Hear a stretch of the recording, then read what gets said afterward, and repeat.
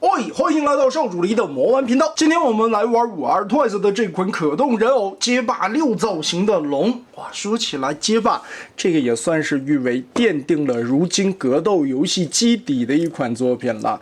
曾經在街霸1推出的時候，可能熱潮並不是很明顯啊，主要在街機的時代，當時吧，它那個拳頭還是一個拍打的按键，根據玩家擊打那2個按鈕的力度不同來控制角色的輕重拳脚。哇，這個想法當時也是一个很大膽的設定。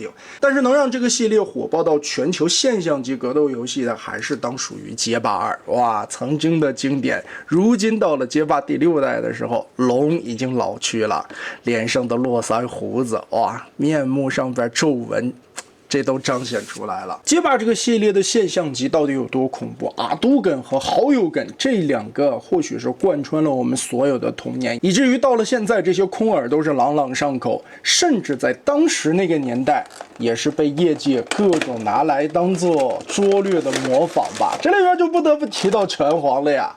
其實說起來 ，SNK 是有一些丟人的啊。那個龍虎之拳，包括什麼極限空手流啊，當時龍虎之拳可以發出來霸王降吼拳的時候，我覺得就是一個加強版的哈都根波動拳。所以當時卡普空的回應是什麼呢？他們在後續的街霸裡邊加入了一個丹，在卡普空的作品裡邊成為了一個搞笑角色。而我們仔細看丹的那個小辮子的髮型，是不是又暗諷羅伯特呢？到了後來，各大公司都開始整合，老對頭做 RPG 的史克威爾跟艾尼克斯都合併了，擅長歷史題材的光榮和以 3D 妹子建模著稱業內的托庫摩也合併成了一個公司。卡普空和 SNK 之間的互相嘲諷也變成了惺惺相惜，以至於推出了街霸對拳皇這樣的作品。當然，卡普空聯名的還有很多，比如說跟漫威英雄的一些共鬥啦。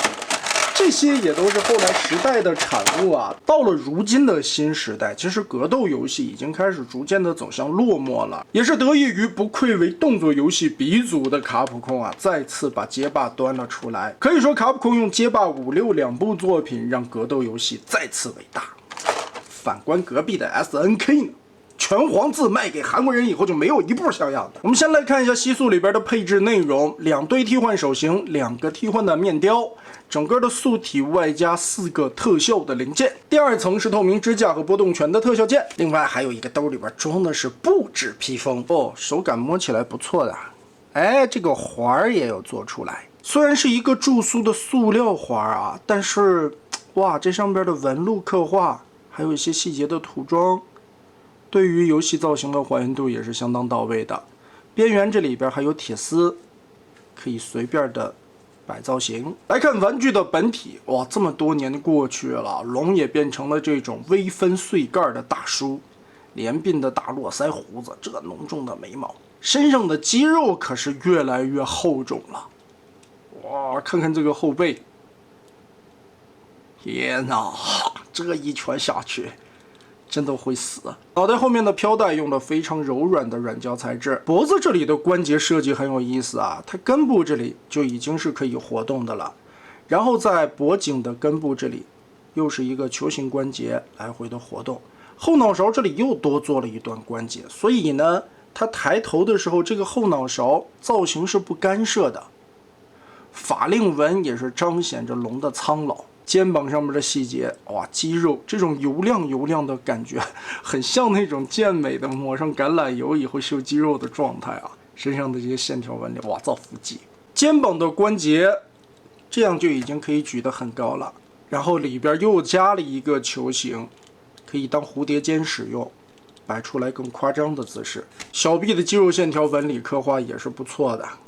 胳膊兩段關節曲臂幅度很大，2頭肌左右可以旋轉，並且仔細看，在肌肉的表面上面有一層淡淡的塗裝，也是身上的感覺各種傷痕淤青啊。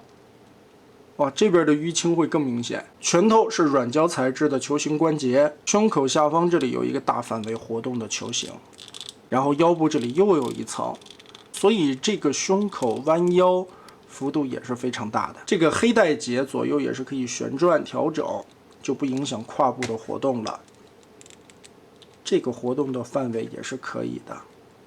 大腿左右轉，膝蓋這裡也是2段關節，腳腕在裡邊這裡就已經設計了一段球形關節啊，下邊這裡還是可以左右接地的，前後活動。前腳趾这里也有一個獨立的關節可以點腳，但是大哥你木屐底子斷了。我記得當年是電軟雜誌還是遊戲機實用技術啊，專門有寫過，就這個格鬥遊戲角色的起手式如何展現一個強者的造型。我記得當時應該是用草剃精去擺的吧，變成一個這樣的 C 型擺起來。所以當年的這個準備姿態被譽為強者之姿。再把這個破布袈裟裝上以後，看一下效果。在街霸6的塑造裡邊啊，其實龍已經感覺像是那種得道仙人一樣的角色啊。確實，在角色設定上邊，龍是一個追求極致的那種格鬥天才以及武痴這麼一種性格。所以在阿修羅之怒裡邊，龍曾經也客串過一次，就感覺他們2個人之間又各種惺惺相惜吧。不過據小道消息稱，龍的身世之謎很有可能親爹就是好鬼，所以感覺如今的龍和好鬼越來越像。當然这種事情卡普空自己是不会承認的。這回升龍拳的特效鍵是直接一個拳頭替換上去，連帶在下方拉起來的這個特效好有根。另外短的這個是出拳特效，揮出拳破風的感覺，波動拳起手式開始蓄能。為了配合發波效果，這一回還給波動拳做了一個單獨的小支架。所以總的來說，52 Toys 的街霸系列作為主角龍這一次的刻畫，我覺得還是非常像樣的。尤其這個布置袈裟加上去以後，身上的一些肌肉線條刻畫以及這些特效鍵的融入，都是一些很好的加分項。那麼大家覺得這一次52 Toys 的龍做的如何呢？歡迎在評論和彈幕留下你的觀點。這一期咱們就玩到這兒吧。